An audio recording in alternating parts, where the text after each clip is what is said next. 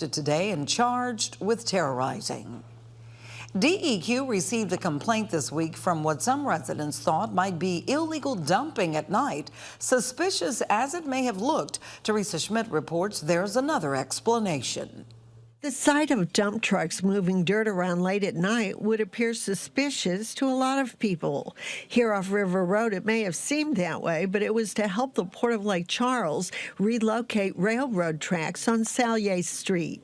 Officials say the work has to be done at night to avoid interference with trains that operate during the day. Landowner on River Road, Stanley Calderera, explains he let the port's contractor use his property as a laydown yard. They had the Sallier project where they were moving the railroad tracks from the actual south side to the north side, and they could only do it at night because of the train.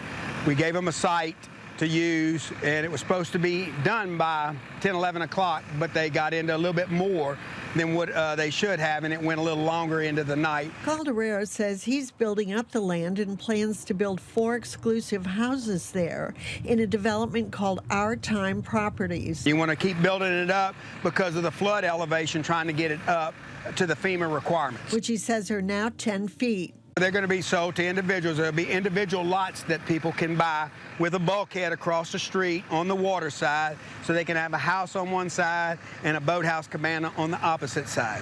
And as many in the community remember, during the 1960s and maybe 70s, the south of the road was used for a garbage landfill. Teresa Schmidt, 7 News.